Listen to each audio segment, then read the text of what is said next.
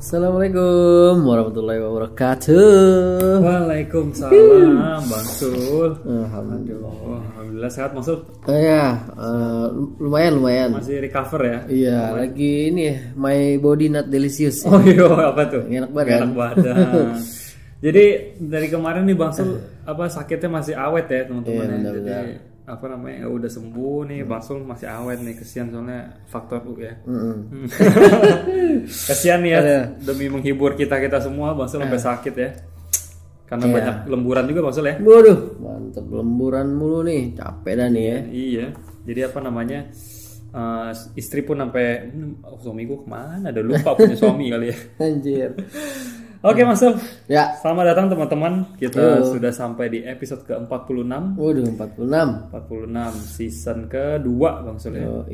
Jadi 40 episode ke-46 ini kita mau cerita satu cerita nih Bang Sul ya. Panjang gak, Bin? Panjang banget.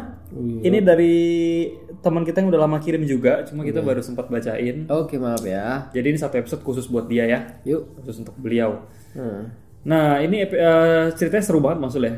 Waduh. Ini tentang teror-teror di tahun baru nih. Buset, tahun baru tahun ini? Bukan. Tahun baru yang udah lama. Oh, udah lewat tahun barunya. Tapi dia pas kirim cerita ini pas mendekati tahun baru. Pas tahun baru. Berarti dia jadi teringat mungkin ya. Momennya hampir sama ya. Betul, tapi kita mohon maaf kita baru sempat bacain sekarang ya. Mohon maaf. Sesuai antrian. Oke. Teman-teman. Oke, Bang Sul kayak agak bindeng suaranya ya. Iya nih, agak mendem dikit ya. Ya, jadi mohon maaf buat teman-teman ya kalau suara agak beda. Cuma ini masih Bang Sul kok, nggak ganti orang. Iya, anjir. Nggak pakai stuntman kok. Anjir. Hidung gue kayak keinjek ya. Iya, anjir kayak. Pedal gitu suaranya. Tapi jelas kan ya? Jelas. Yoi, mantap. Oke, Bang Sul, kita langsung masuk ke ceritanya kali Bang Sul. Oh iya, langsung. Tanpa perlu berlama-lama. Jadi episode ke-46 ini mungkin kita bisa kasih judul Teror Tahun Baru kali Bang Sul. Wih, mantap. Ya kan selalu ada yang baru ya. Tahun baru ada teror tuh. Bener. Bukannya seneng-seneng ada teror. Ada teror, tuh ada teror Valentine, teror apa teror. Telur asin. Telur anjir. Sih kata. Oke, langsung aja. Ayo. Siap teman-teman, seperti biasa. Pasang headset kalian. Matikan lampu. Jangan lupa minum obat. Minum obat, Itu gua ya. Ya. Matikan lampu dan tangkap kengeriannya. Semoga cerita kali ini bakal menambah dosis horor kalian untuk malam ini. Selamat mendengarkan. Setelah pesan-pesan berikut.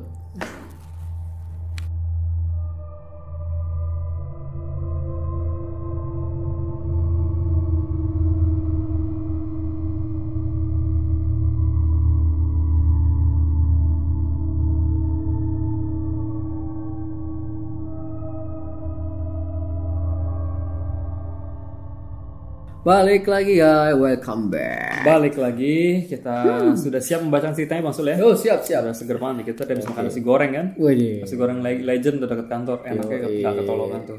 Mantep ya, pinggir jalan tuh emang gak ada obatnya. Emang belum nasi goreng 40.000 di Chinese food juga kalah tuh. Wah. Nasi goreng abang-abang tuh emang the best lah. 12.000 kenyang enak juga. Murah tapi enak. Semangat. Semangat ya. Oke Bang Sul, cerita kali ini datang dari seorang pendengar kita yang bernama Azuis. Namanya ribet amat. Azuis. Ini bukan Aziz ya. Azuis nih itu. Iki orang mana ini namanya Azuis? Surabaya. Oh Azuis. Nah, teman kita ini namanya Azuis ya, agak unik ya. Kirain gue orang luar itu namanya. Ini Azuis. Tipo nggak sih? Enggak sih, nggak tipo. Oh tapi Azuis ya. Azuis. Panggil apa nih? Suis. Bang Is aja. Bang Is. Kita Iskandar lagi. Buset enggak. Bang Aziz ini gitu aja ya. Nah, Bang Aziz ini tuh seorang pria. Dia tulis seorang pria sejati. Waduh. Sejati. Kita tidak meragukan kok, Bang.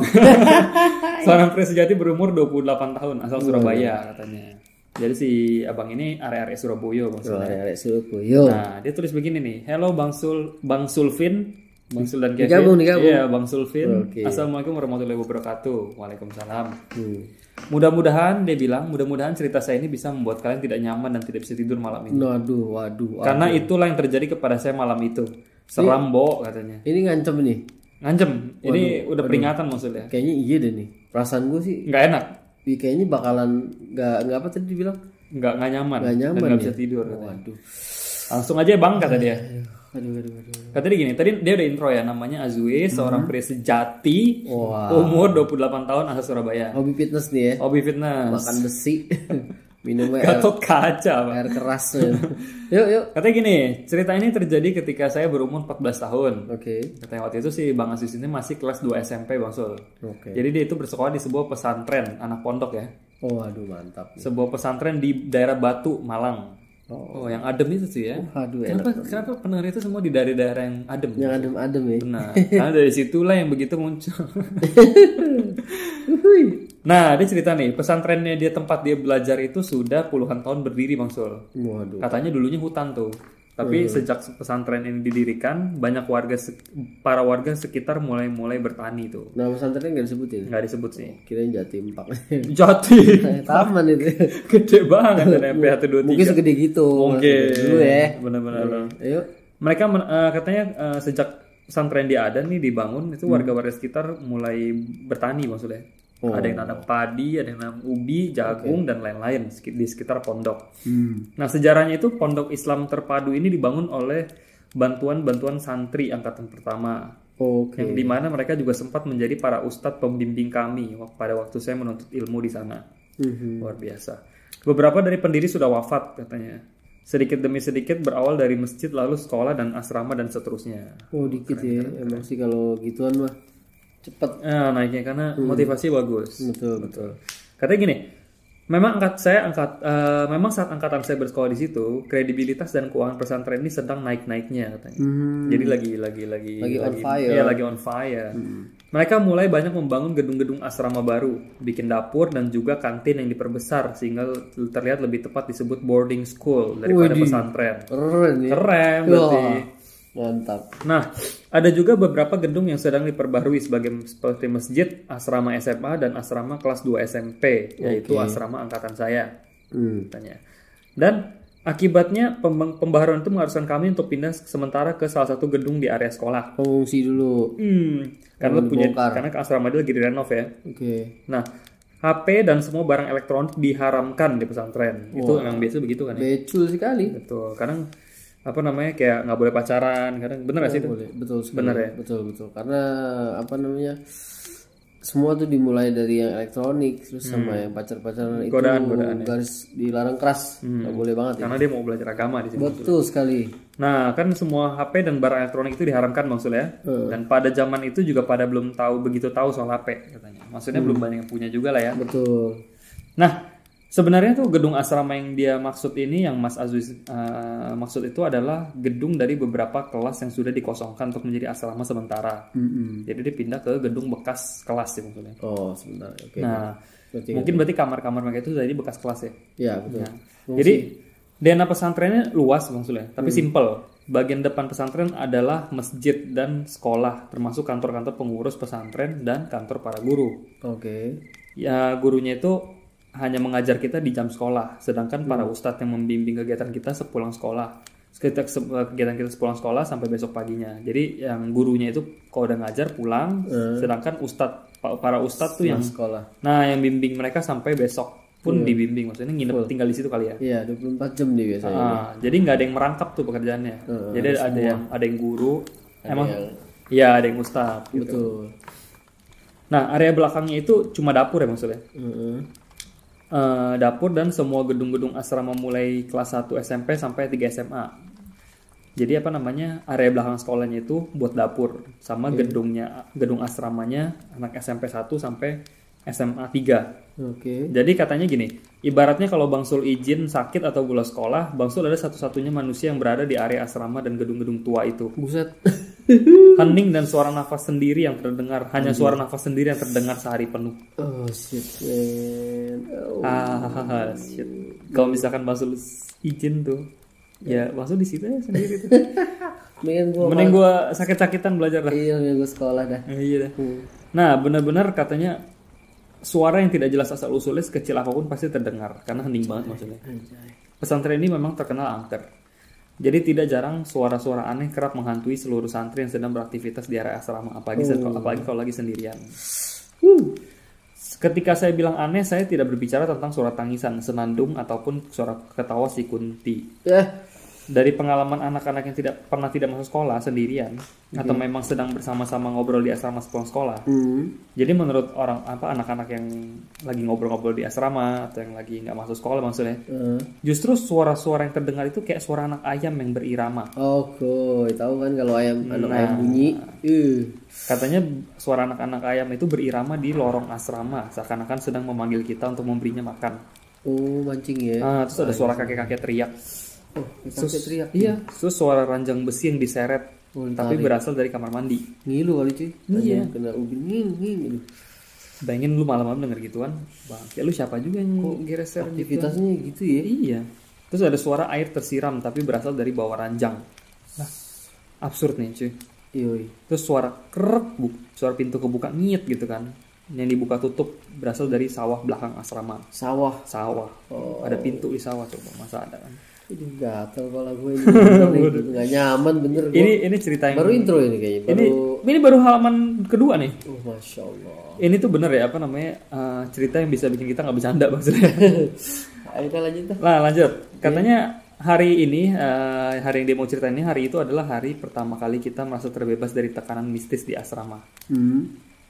Kita belum pernah mendengar cerita atau pengalaman seram dari santri terdahulu tentang aktivitas malam yang ada di area sekolah, karena sangat jarang sekali ditemukan santri berada di area depan pondok sekolah, di depan pondok setelah sholat isya, karena mereka lagi dipindahin maksudnya. Jadi mereka itu hari pertama mereka istilahnya terbebas dari gangguan aktivitas seperti itu. Nah, dia bilang tadi kan jarang ada santri yang ditemukan berada di area depan pondok setelah sholat isya. Itu pun karena masjidnya terletak di bagian terdepan pesantren. Terus jalan keluar. Supaya warga juga nggak segan untuk mampir gitu. Jadi warga kalau mau ibadah situ boleh. Membaur gitu ya sama warga ya. Lewat gerbang depan tuh boleh tuh. Jadi gerbang depan tuh bisa jadi satpam maksudnya. Iya. Dia bilang gini, seluruh yayasannya itu dikelilingi dinding kokoh yang cukup tinggi. Katanya. Kayak Great Wall gitu. Kayak gitulah ya, buat nahan pasukan Mongol. Gitu. Kan kokoh ya. Kokoh. Desainerin rubuh. Buset. Kokoh siapa? Kokoh Asian. Nah, itu. Aliong. Kokoh Aliong. Terus. Kokoh ya temboknya ya. Jadi ya seluruh yayasannya ini, seluruh areal pesantren ini dikelilingi oleh dinding kokoh yang cukup tinggi. Nah, kita merasa sangat aman dan nyaman mengingat bahwa kita sedang berada sekitar 400 meter jauh dari gedung-gedung asrama horor terkutuk itu. Anjir. Ya karena mereka di gedung lain kan. Nah, malam minggu sekitar pukul 8:30 setelah isya Bang Soleh. Kejadian itu malam minggu sekitar pukul 8:30 setelah isya. Kita pun mulai memindahkan barang-barang kita ke asrama sementara itu. Gedung itu memiliki 3 lantai. Di lantai 1 ada penyimpanan kecil untuk cleaning service. Dan ada 5 kamar mandi. Dan di lantai kedua ada 4 kelas dan 4 kelas lagi di lantai ketiga. Totalnya 13 maksud ruangannya. Jumlah ruangan yang cocok untuk dijadikan setting dalam cerita ini. Saya berada di kamar nomor 6 bersama 9 anak lain. Jadi satu kamar ada 10 orang. Karena hari itu adalah malam tahun baru, banyak teman-teman kita, adik kelas dan kakak kelas diizinkan untuk pulang menghabiskan waktu liburan bersama keluarga. Jadi pesantren sepi banget kan. Aduh, itu dia. Beberapa dari kita memang tidak diberi izin untuk pulang. Dan beberapa yang lain memang memilih untuk tinggal karena rumah mereka antar provinsi. Apes dong dia tinggal. Apes juga. Termasuk dia nih. Nah, terus termasuk Bang Azuis ini ya. Nah, singkat cerita maksudnya, semuanya beres pada pukul 10.30 malam. Jadi mereka udah beres-beres pindahin barang mereka dari asrama yang di renov itu ke asrama yang sementara. Gedung itu. Nah, ketika itu suasananya sangat hangat karena ruangan sudah rapi. Udah layak dah ya. Nah, terdengar teman-teman dari kamar lain sedang bergurau santai, mengobrol diri, membaca Al-Quran, dan ada beberapa yang sudah tidur. Jam setengah 11. Akhirnya anak-anak kamar saya pun memutuskan untuk diam-diam merayakan tahun baru, karena malam tahun baru, karena para ustadz pasti sudah meninggalkan pesantren setelah pukul 10 malam dan pulang ke rumah masing-masing. Nah, kebetulan 10 anggota kamar 6 ini memang bandel-bandel kamarnya Mas Azuis ini ya. Dan sayangnya saya juga tergolong bandel katanya. Iya. Begini jadi orang nih gedenya nih. Nah, benar, biasanya bandel-bandel maksudnya. Bandel duluan. Benar. Jangan udah sukses baru bandel. Nah, itu benar. Banyak sekarang. Waduh, iya benar-benar luar biasa. Terus Ini kalau di medsos gitu, ini Bang Sul dibilangnya sarkas. Sarkas. Lagi menyindir seseorang gitu. Tapi nggak tahu siapa. Tipis. Oh, Enggak, ini information. Nah, lanjut ya. Di cerita ini saya hanya akan fokus kepada 4 orang teman. Karena yang lainnya itu disebutnya hanya figuran saja. Katanya tidak merasakan sepahit kita. Penasaran nih. Oke, terus. Jadi dia cuma fokus ke 4 tokoh aja ya. Oke. Yang pertama ini ada Ammar, ada Faisal, ada Bang Mas Azuis dan Afro. Berempat ini tokoh utama nih ya. Benar. Ingat-ingat tuh ya, ada Ammar, Faisal, dan Afro. Mas Azuis dan Afro. Betul. Nah, si Ammar ini percakapan mereka ya. Si Ammar ini bilang gini, kita rayain tahun baru yuk gitu kan. Terus kata Faisal, gimana nih? Gue punya ide nih, gimana nih kalau kita bakar salah satu lemari tua yang ada di kelas untuk tahun baru membakar ayam, bakar lemari. Lu bakar lemari. Lu mau bikin api unggun. Di lemarinya ada ayam. Nah, mungkin bodoh.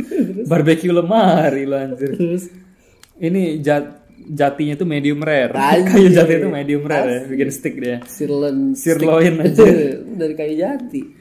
Nah, kata si Ammar kan tadi, kita tahun baru yuk. Terus kata Faisal, nah gimana nih kalau kita bakar salah satu lemari tua yang ada di kelas buat bikin api unggun. Jadi api unggunnya gede nih. Good idea. Nah, terus kata si Mas Azuis ini, sekalian aja kita lompat ke kebun ubi. Wah. Lebih liar lagi anjir. Cabut ya.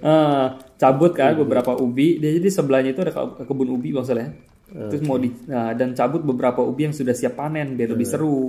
Kita bisa bakar ubi sambil lihat kembang api katanya. Wah, ada kembang api juga ya? Mungkin di desa kecil kali. Nah, dari kota. Nah, kata si Afro, ayolah katanya, biar aku sama 6 anak lain yang urus ubinya. Mujir, kayak maling, kayak komplotan aja.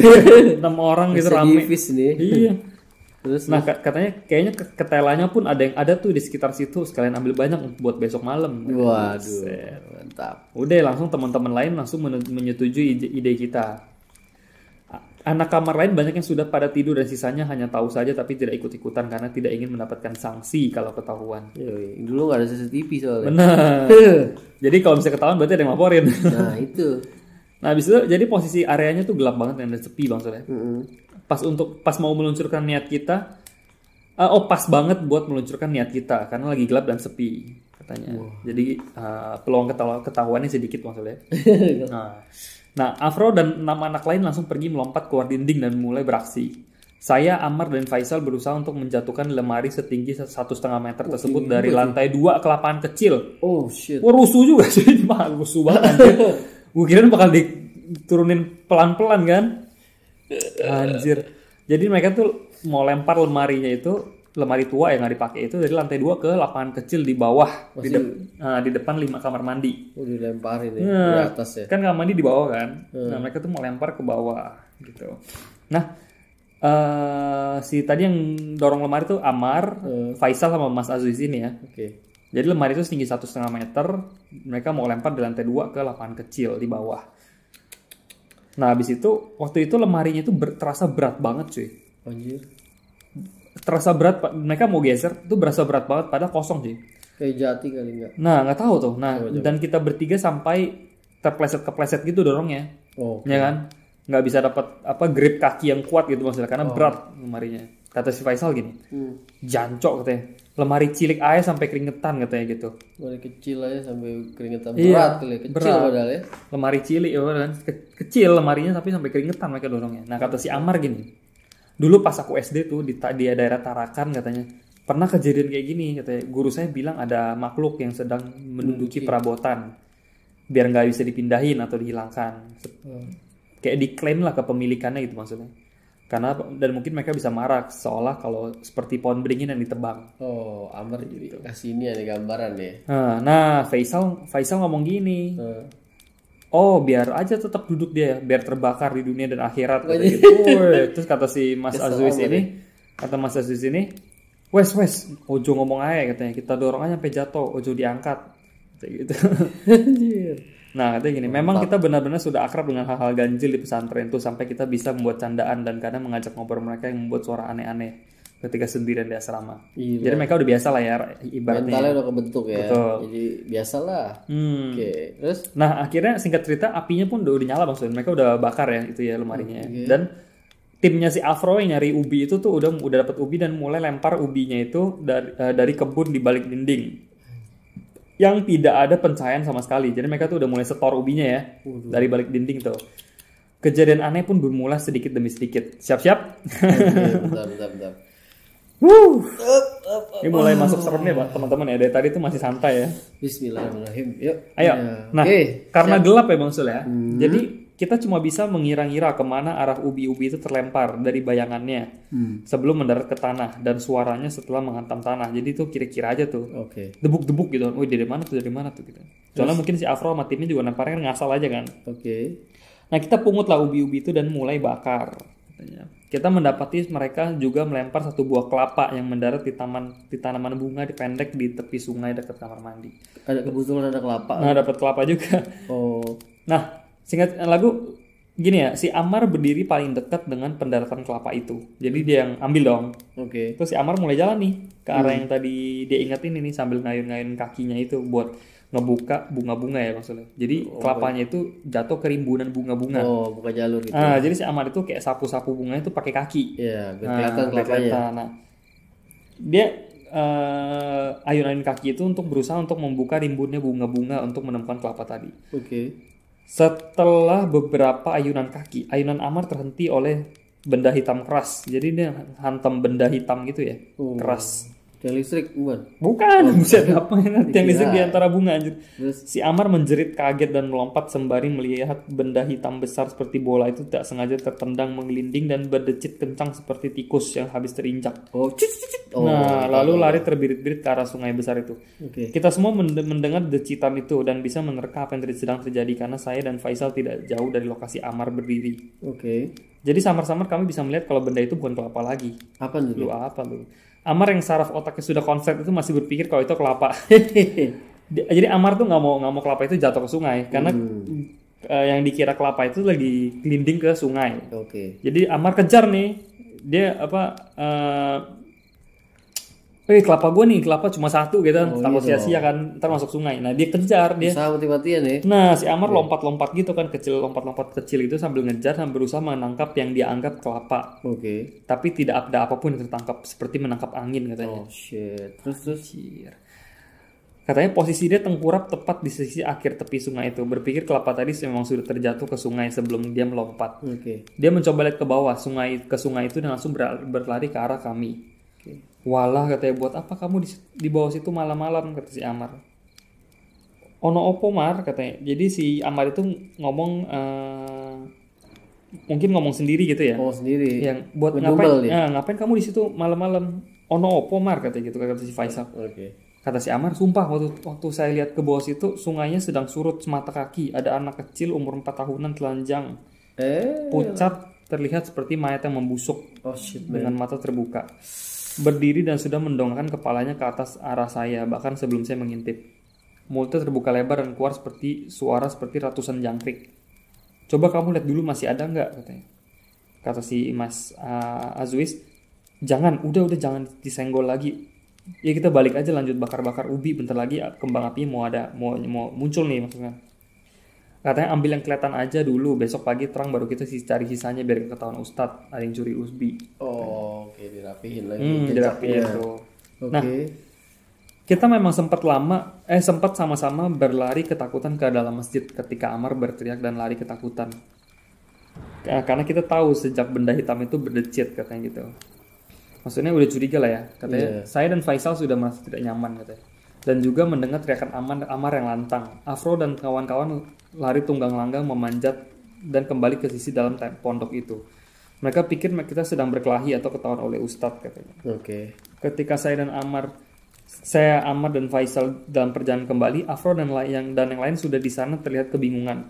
Kita ceritakan semuanya tapi Afro hanya tertawa dan meledek katanya. Afro memang sangat pemberani katanya. Dia juga sampai pergi ke sungai itu dan melihat-lihat sekitarnya dan memang tidak ditemukan apa-apa. Oh, dicek lagi ya. Nah, kami pun duduk sambil melihat kembang api sambil makan singkong dan ubi. Oh, biasa. Mantap. Enak tenan. Tambah kopi itu maksudnya. Yoi. Nah, singkat cerita mereka ngobrol-ngobrol nggak terasa sejam nih maksudnya. Waktu itu udah jam 1 pagi. Waduh. Gila nggak? Keenam anak yang timnya Afro tadi yang 6 orang itu sama si Afro itu satu-satu pamit buat kamar mandi, bersih-bersih terus ke kamar. Kita berempat memutuskan untuk begadang sampai sholat subuh. Soalnya ubinya enak banget dan masih banyak katanya. Wadah. Saya lebih akrab dengan si Afro ketimbang yang lain, begitu sebaliknya. Jadi waktu saya bilang kalau saya mau kamar mandi hanya untuk cuci tangan dan akan kembali, Afro juga sekalian mengikuti saya. Dari api unggun, jarak ke kamar mandi itu hanya 20 langkah. Oh, dekat berarti. Nah, tapi kalau mau masuk dan menggunakan kamar mandi itu kita harus memutar ke bagian depan gedung. Karena kelas yang menjadi kamar kami menghadap ke belakang. Gitu. Oh gitu. Nah, sebenarnya dekat, cuma karena kelasnya dihadap ke belakang jadi dia harus muter ke depan. Oh iya, oke. Jadi jika gedung itu menghadap ke utara, sungai tadi memanjang tepat di sebelah barat. Oh, oke, paham. Dan dinding yang tadi Afro lompat itu ada di timur maksudnya. Oh iya. Api kita di selatan, di belakang gedung. Di antara dinding dan sisi timur gedung itu terdapat cukup ruang untuk kita menuju ke bagian depan gedung. Bentar, kepencet nih. bentar, sorry. Mana sih? Bentar. Sorry ya. Ini lanjut aja, kepencet, sorry. Langsung kabur nih teksnya. Oh, anjir. Nah, terus di antara sisi dinding dan sisi timur gedung itu terdapat cukup ruang untuk kita menuju ke bagian depan gedung maksudnya. Nah, di perjalanan menuju kamar mandi asrama, saya dan Afro melihat buah kelapa yang dilempar tadi. Oke. Anjir. Katanya gini, kata si Afro ya. Loh, ini kan kelapa sesajen yang aku lempar tadi katanya. Sajen? Iya. Hahaha, katanya si Afro ketawa nih. Wow, saya pikir udah kalian makan. Ini tadi saya sampai lupa nanya juga, soalnya si Amar cerita. Terus kata si Mas ini kaget ya, si Mas Aziz ya. Sesajen kelapa hijau katanya. Kelapa hijau. Amar, Faisal. Dia langsung manggil Amar dan Faisal teman lainnya. Saya segera memanggil mereka katanya. Mendengar panggilan, Amar dan Faisal berdiri dan berjalan menuju asal suara kita dengan santai seakan tidak terjadi apa-apa. Sesampai di depan kamar mandi, Afro memanggil mereka panik dari dalam salah satu kamar mandi. Oke. Kata si Afro gini, Faisal, Amar, tangan patah katanya gitu. Tangan patah. Iya. Kelima kamar mandi itu dijajarkan 2 di kiri dan 3 di kanan maksudnya. Itunya. Jadi hadap-hadapan 2 sama 3. Nah, 3 kamar mandi yang berjajar di sisi kanan itu berada di atas sungai yang tadi, sangat dekat dengan apa yang dilihat si Amar. Oh, iya. Mereka dengar jelas sekali, tapi entah kenapa mereka ragu untuk melihat. Apalagi si Amar yang mentalnya masih terganggu karena apa yang dilihat sebelumnya di sungai. Dan lagi lantai lorong kamar mandi ini terbuat dari besi yang berlubang kecil, jadi bisa melihat sungai yang sama jika melihat ke bawah. Aduh, ngeri amat nih. Serem amat ya kamar mandi aja bisa jeblok tuh. Penjara gitu ya, ada. Iya. Celah-celah gitu. Katanya hanya ada satu lampu bolam kuning yang menerangi semua kamar mandi. Aduh, ya kebayang tuh. Udah lah. Bolam-bolam 5 watt gitu anjir. Katanya jadi tidak semua kamar mandi kena cahaya lampu katanya. Oke. Faisal membuka semua pintu tapi tidak terlihat kita berdua. Faisal, lu yakin kalau saya dan Afro terjatuh ke sungai ketika bercanda saat bersih-bersih? Karena memang kamar mandi gelap bang sudah tadi. Iya, gelap banget. Terus kedengan suara si Afro nih. Tolong, tangannya patah, tolong kata gitu. Suaranya lirih gitu sih, bergema. Oke. Kata Faisal, neng endi cok gitu kan. Mar, panggil satpam, bilang ada yang jatuh ke sungai. Oke kata si Amar kan. Kata gini. Saya dan Afro dengan hati-hati mendongak ke bawah dari lantai 2, tepat di atas mereka, sambil menunjukkan muka saya ke mereka dan berbisik keras. Melihat ke bawah dan berusaha untuk memanggil mereka. Kata gini. Amar, Faisal, sini gitu kan. Kata si Afro, kita gak ke kamar mandi sama sekali katanya gitu. Jadi itu suaranya tuh mirip sama suara si Afro. Katanya gini, detik pertama Faisal menyadari apa yang sedang terjadi, melihat dan mendengar dan melihat kita, lalu dia lari untuk ke lantai 2 maksudnya. Menuju ke arah kita, sedangkan Amar wajahnya terlihat pucat melihat ke atas ke arah kita, lalu melihat Faisal yang tiba-tiba lari sekuat tenaga menuju tangga. Amar pingsan di tempat. Amar langsung pingsan di tempat katanya. Dia bilang kalau saat itu antara trauma, takut, panik karena temannya jatuh ke sungai dan menyadari bahwa suara Afro meminta pertolongan tadi itu bukan terus terdengar dan sama sekali tidak sinkron dengan gestur bibir kawannya di atas sana. Jadi Afro yang asli tuh nggak teriak minta tolong. Itu bukan temennya ya? Benar. Copy paste aja ya? Benar. Kita pun turun ke bawah dan menggotong Amar dan langsung menuju ke kamar 6 secepatnya. Saya sampai tidak saya sadari kalau tulang kering saya berdarah terhantam anak tangga. Sakit tuh anjir, tulang kering bangket. Udah nggak berasa lah ya udah begitu ya. Tapi ini ya apa namanya? Ekstrim ya. pengen banget apa kayak dia bikin kegaduhan gitu sampai niruin temennya kakinya patah supaya Dan gini maksudnya, semua anggota kamar kami terbangun dan membantu kami menutup semua celah seperti jendela dan pintu. Bahkan semua ventilasi kami sumbat dengan sobekan koran karena suara itu ternyata beras terdengar sampai kamar kami. Anjir. Kawan saya si Afro ini berasal dari Flores. Waktu itu saya beranggapan kalau penduduk Flores itu tidak begitu familiar dengan sesaji atau pesugihan karena karena saya sampai sekarang belum pernah sekalipun mendengar cerita-cerita dari mereka yang berasal dari sana katanya. Apalagi dia masih anak kelas 2 SMP yang dirantaukan orang tuanya. Ngantuk, sorry. Nguap. Katanya si Mas Aziz ini tuh belum pernah dengar cerita dari orang-orang Flores maksudnya. Jadi kayak pikirnya mungkin nggak terlalu familiar sama sesaji si Afro ini. Iya. Katanya apalagi dia masih anak kelas 2 SMP yang dirantaukan orang tuanya. Jadi mungkin kurang begitu paham kegunaan sesajen dan pantangannya. Iya, ini kan di tanah Jawa ini. Betul. Di sana tuh kurang. Nah, yang sebenarnya terjadi ketika saya dan Afro menuju kamar mandi adalah ini yang sebenarnya terjadi maksudnya. Oke. Ini dia nih. Gini. Si Afro bilang gini, loh ini kan kelapas dari, ingat yang Afro bilang ini kan, loh ini kan kelapas sajen yang aku lempar tadi toh gitu kan. Saya pikir kalian sudah makan katanya. Saya sampai lupa bertanya karena cerita si Amar tadi. Terus kata si Mas Aziz ini, sajen kelapa hijau. Amar Faisal dipanggil kan. Ini kilas balik ya. Nah kata si Afro, aku lempar aja balik biar mereka siapapun yang makan ini kenyang, tikus dan musang katanya. Kasih ke binatang. Terus kata si Mas Aziz, itu apaan sih kata gitu. Kayak ada bayangan yang keluar masuk nembus dinding pembatas katanya. Terus si Afro teriak, ya Allah apaan tuh kata gitu. Sebelum saya selesai berkata, Afro lari mendahului saya ke lantai 2. Saya sambil berkata pelan, bayangan hitam anak-anak tuh gitu kan. Bayangan hitam anak-anak bukan tuh gitu kan.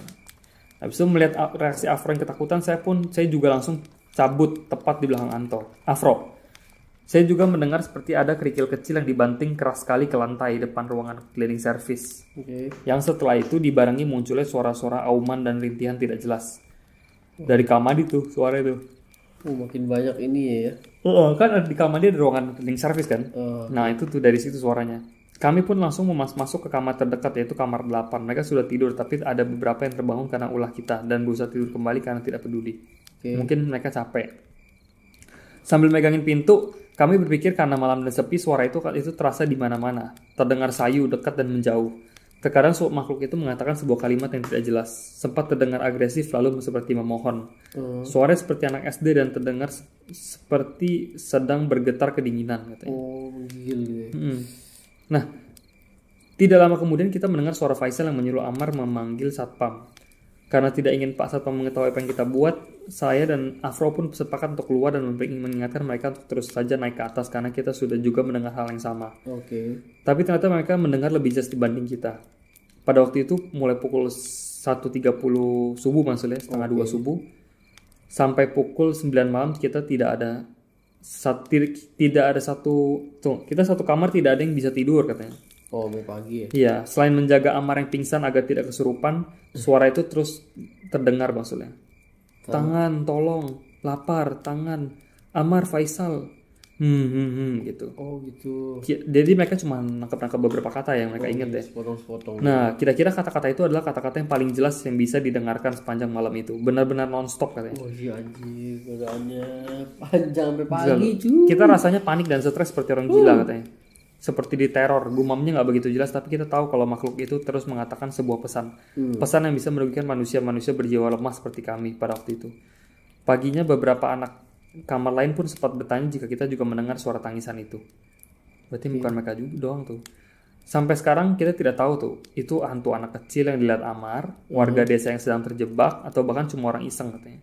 Yang jelas seniat apapun apa manusia bisa konsisten selama itu mengatakan hal yang sama berulang-ulang di tengah malam kesendirian. Dan pergi ketika suara azan terdengar katanya.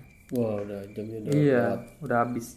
Nah, setelah kejadian itu kita selalu berpencar numpang tidur di kamar kakak kelas atau adik kelas sampai asrama kita selesai direnovasi. Oke. Katanya gini, intinya walaupun kita tahu kalau rumah itu kita ada hantunya, siapa tahu mereka hanya kenalan, iseng dan tidak berniat jahat. Oke. Terus berdoa meminta pertolongan darinya. Jangan Pasti. benar, jangan terus memutuskan untuk pindah ke rumah baru berharap di sana tidak separuh rumah yang sudah bisa kita tinggali. Bisa jadi penghuni rumah baru kalian tidak sudi dia kenalan, tapi teror setiap malam. Oke. Katanya gitu. Hanya ingin mencoba bagaimana rasanya mengirim cerita pengalaman nyata saya katanya. Kalau responnya bagus, mungkin selanjutnya saya akan mengirim cerita lagi beserta Instagram saya. Selamat membaca katanya. Waduh, mantap. Dia kasih ini nih. Walaupun Sersan suka bercanda, tapi horornya selalu nyata. Luar biasa. Waduh, gila. Thank you. Ceritanya di sekolah nih. Keren. Aku suka cerita di sekolah Bang Sule. Gila. Bang Sule di sekolah pernah ada cerita apa? Sekolah. Ya kalau zaman dulu sih udah dengar dari temen juga ya, dulu waktu gua kan di madrasah. Dulu ini ya yang sering kejadiannya itu di anak pagi. Kalau pagi tuh kira-kira kalau madrasah tuh ya jam 6 tuh yang piket udah bener datang jam pagi itu dari sana ya. Nah itu kadang dengan cerita kayak alat kebersihan itu kayak sapu itu nyapu sendiri gitu. Oh gitu. Bahkan ada yang pernah anak piket datang pagi-pagi itu lihat alatnya gerak sendiri gitu. Anjir. Lagi nyapu gitu, cuman gak ada orang ya, dia lagi duduk. Tapi dibantuin tuh. Enggak lah. Oh enggak ya? Pas jatuh, plek, anak itu langsung lari. Dan banyak sih, sebentar aja gue inget ya. Sekolahan gue itu terkenal di Gua Angker, di daerah Jakarta Selatan itu. Waduh gila. Ini tadi di pondok ya? Itu di pondok di daerah Batu Bang Sule, Malang. Itu ya. Luar biasa tuh. Emang tanah Jawa tuh emang ngeri dah. Nah, berhubung cerita pondok, nah ini gue sekalian ya. Nah jadi ini ceritanya kan adek gue dulu pondok ya, salah satu pondok terkenal juga di Jawa Timur. Ada dulu nyokap gue. Oh dia sampai ngerantau ke Jawa Timur tuh. Okay. Nah ini adek gue di sana dia waktu itu kalau nggak salah dari 3 tahun atau 4 tahun gitu di sana di salah satu pondok. Nah ini jadi kejadiannya bukan nyokap gue yang ngalamin, jadi nyokap gue punya temen dan anaknya juga di sana kebetulan. Dan nyokap gue waktu itu lagi nggak jenguk adik gue. Jadi temennya nyokap gue dia waktu itu lagi nyamperin anaknya ya, biasanya tuh ada bulan-bulan tertentu yang boleh ya, benar-benar boleh kunjungin keluarga. Dikasih tempat Vin sama pengelola pesantren itu satu rumah ya. Nah rumahnya itu agak nggak terlalu jauh sih jaraknya dari pondok ya. Jadi ada rumah khusus untuk orang tua wali murid. Nah, kebetulan pondok pesantrennya lagi tahap pembangunan gitu, belum sempurna. Nah ada satu rumah di situ. Nah ceritanya malam ya kebetulan si ibu itu lagi sendiri ya. Dan dia ruangannya modelnya kayak satu ruangan cuma ada kasur gitu. Satu ruangan mungkin bisa sampai 10 atau 20. Nah kebetulan banget lagi nggak ada orang yang nginep di situ dan lagi sendiri lagi ya. Akhirnya dia masuk ke situ. Apesnya kali di situ ya. Nah dia lagi nginep di situ. Nah di depan kamar, nah kebetulan dia kasurnya itu kira-kira jarak 30 meter itu ada jendela Pin. Jendelanya gede gitu kan, belum ada kacanya tapi ya. Karena lagi renovasi dan masih di plaster gitu kan. Nah belum ada kacanya, gedenya kurang lebih berapa ya, jendela gede gimana sih? Iya kayak full size gitu ya. Full size gitu, pokoknya gede lah. Cuman tingginya itu cuma setengah meter, satu meter kurang lah. Nah dan itu nggak ada aling-alingannya sama sekali. Dan kebetulan di sananya itu adalah persawahan, ada hutannya juga. Nah kebetulan itu abis Isya si nyokapnya temen gue itu tidur dia jam 9-an gitulah. Tidur kira-kira sampai setengah jam dia nggak bisa tidur Bin. Anjir. Iya karena mendengar kayak ada suara tentara gitu. Lagi baris gerak. Itu udah mulai bangun tuh jam 9. Itu terus, sering loh. Ya. Kayak gitu ya. Terus sering. Pas udah tidur lagi sejam, nah itu mulai ada suara tangisan. Ya betul. Nanti kan suara nangis tuh setengah jam lagi, lu tau nggak? Setengah jam cuy. Setengah jamnya dari dengar dari orang baris tidur, setengah jam lagi dari orang nangis, setengah jamnya lagi dia lihat yang nangis. Lu tau dari tempat tidurnya kan 20 meter kan ke arah jendela itu. Kamarnya gede dong berarti? Gede kan, satu kamar isi mungkin 10 kasur dia tuh. 20 gitu, lupa lah. dia ambil yang jaraknya dekat sama ini katanya biar adem gitu kan. Kebetulan emang daerahnya agak panas kan. Itu ada sosok itu ngintip segini nih. Ini matanya kelihatan nih. Hidung ke atas lah. Ya hidung ke atas kelihatan. Itu gede cuy, gede cewek-cewek gitu kan. Sini cewek, matanya hitam. Tapi gede sih. Gede, palanya gede. Oh bongsore. Iya. Kayak raksasa. Lah, kok ada cewek itu kan? Jam 11 kok ngelongok dari arah jendela yang belum dikacain itu. Bangke. Si ibu itu kaget. Astagfirullahaladzim. Pas ibu itu diri, nah sosoknya itu lama-lama gede. Oh, makin kelihatan. Wah, udah segede gini, udah hampir nggak kelihatan kepalanya. Langsung ibu itu kabur. Iya anjir. Anjir. Serem anjir gede gitu. Orang lagi numpang rebahan dikasih lihat kayak gitu aja. Udah akhirnya dicerita ke nyokap gua tuh. Katanya bilangin kalau misalnya nanti lagi nengokin anaknya jangan tidur di situ dah katanya. Iyalah. Nah, dia soalnya udah lihat itu. Dia tentara Jepang katanya baris terus sama itu celana ngelongok setengah jendela itu tuh. Tapi gede ya. Itu sih anjir itu. Ya dilihat setengah. Bangke. Pas diri dia lama-lama gede udah sampai nggak kelihatan palanya tuh. Udah dan hilang. Oh, dia kayak naik gitu ya. Iya, mungkin benar juga katanya dibilang Aziz itu mau kenalan. Benar. Ya kan? Tapi caranya serem. Caranya ngeselin juga ya. Makanya. Aduh, gila itu. Bagus ceritanya dari Bang Azwis sampai bisa dapat cerita dari Bang Su juga ya. Karena berhubungan dengan sekolah pesantren ya. Betul. Tapi emang pesantren tuh banyak Bang ya. Iya. Maksudnya juga. Tapi bagus emang harus ada untuk menguji para menguji para santri. Gue dengar juga ya. Kebanyakan tuh santri-santri yang mau mencoba melarikan diri, biasanya nggak pernah selamat ya. Bisa gitu ya? Ketabrak di jalan, meninggal, ketabrak truk. Itu nggak tahu ya. Pernah katanya ada anak santri yang mau melarikan diri di satu pesantren, lari manjat pagar gitu. Mungkin ntar ketemuin warga, mungkin ntar kena apa gitu.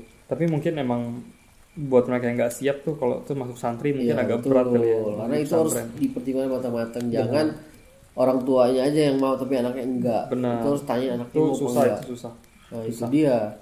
Ketat ya maksudnya. Wah, ketat banget. Tapi pas udah keluar tuh bisa jadi orang itu. Benar, dia bisa ilmunya ya, ilmu dunia akhirat itu dapat itu. Emang godaannya tuh berat banget. Iyalah. Gue dulu sebenarnya mau pesantren kilat. Ya masuk pagi sore udah pulang. Buset. Pesantren kilat itu ada tuh bulan puasa. Oh bener ada ya? Itu namanya pesantren kilat. Jadi masuk pagi sore udah pulang. Beda sama ini bertahun-tahun ini. Bertahun-tahun. Iya. Kayak sekolah beneran cuma. Betul. Belajar agama juga maksudnya. Wah, agamanya full set. Biasanya yang ada kiai-kiainya juga maksudnya. Ada kiai yang biasanya, udah senior. Betul, kalau pendirinya biasanya kiai itu. Kiai itu gurunya ustadz. Ya itu ilmunya udah tinggi lah ya. Kalau yang itu tuh. Nah itu ya cerita-cerita dari pesantren tuh emang seru maksudnya. Ya seru banget. Di kasus juga banyak tuh kalian kalau misalnya anak kasus pasti pernah baca at least satu cerita-cerita dari pesantren tuh. Nah emang lebih baik nama pesantren nggak usah disebutkan kalau masih ada ya. Benar. Ini namanya nggak kirim juga sih, tapi jangan. Itu sih masalah ya cerita dari Azwis ini. Mas Azwis terima kasih sebelumnya sudah mengirimkan cerita. Thank you banget. Ceritanya bagus. Ada aku suka cerita yang ada feel petualangannya karena ini ada. Karena dia lagi camping di sekolah. Nah itu maksudnya cerita untuk episode ke-46 ini teror di tahun baru. Oh teror tahun baru ya. Tapi kejadiannya di pesantren ya. Nah kira tuh udah gak bisa bayangin tuh tadi teror tahun baru mungkin dia lagi party di mana rame-rame terus dicolek setan kah? Ternyata enggak sih, ternyata di pesantren dia.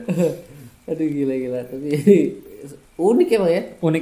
Seru tahun baru di pesantren nih. Benar. Emang pesantren emang harus ada yang begitu buat menguji calon-calon santri itu. Pasti ada itu.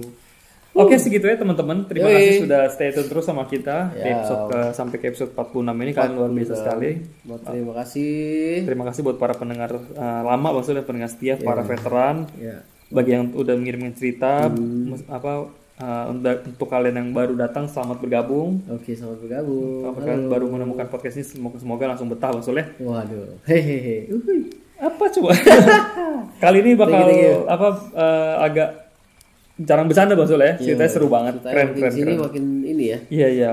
Ini kita ditunggu cerita dari Mas Aziz selanjutnya ya, Mas Ya. Aziz ya. Mungkin seputar pesantren juga atau sekarang udah umur 28 tadi ya. Mungkin ada pengalaman-pengalaman lainnya. Oh, masih banyak gitu. Betul. 8. Oke, itu aja teman-teman. Seperti biasa kalau kalian ingin mengirimkan cerita horor bisa ke sulsanhorror@gmail.com. pengalaman kalian yang menurut kalian nggak serem itu nggak serem atau yang serem banget. Kirimin semuanya aja dah. Kirim dulu dah. Serem nggak serem kita suka lah ya. Mantap. Karena kita belum pernah ketemu yang nggak serem tuh. Ya kan? Semuanya serem semua. Iya dari episode 1 season 1 semuanya serem-serem aja kok. Gila nggak serem. Iya, taunya merinding anjir. Kita bacain, waduh. Nggak mau pulang kita. Nah itu ya teman-teman ya. Bagi kalian yang sudah mengirimkan cerita, kok lama nih nggak dibacain bang gitu kan? Nah, kalian sabar aja. Tenang. Pasti dibacain. Kita bacain. Pasti. Nggak ada yang kita skip bang Sul ya. Ya. Mau cerita kalian pendek, mau panjang, semua kita bacain. Kita bacain. Tenang aja. Oke, itu aja Bang Sul ya. Kita tersedia di Spotify, di Kaskus Podcast, di Anchor FM, di YouTube juga. Jangan lupa subscribe kita di YouTube, Sulsanhorror FM dan Night Vision TV. Yang di YouTube minta ini ya, sub kepiting jangan lupa ya. Nah, Di subscribe itu tuh. Sub kepiting ya. Kita akan segera upload terus Bang Sul ya. Yoi. Dan juga follow Instagram kita bagi kalian yang belum follow. Ya. Kita bisa langsung interaksi di situ, komen-komenan, kita bisa bahas-bahasan DM gitu. Pokoknya seru banget ya. Kalian bisa kenalan juga sama teman-teman yang kirim-kirim cerita tuh. Ya, betul. Wah, Bang ini ceritanya seru banget nih. Orangnya kayak gimana sih? Nah, Silaturahmi ya. iya bisa lihat tuh. Oke, itu ya teman-teman. Akhir kata kita mohon maaf kalau ada kesalahan kata-kata Bang Sul ya, salah-salah kata. pasti. Ada yang menyinggung, kita mohon maaf karena kita jauh dari kata sempurna.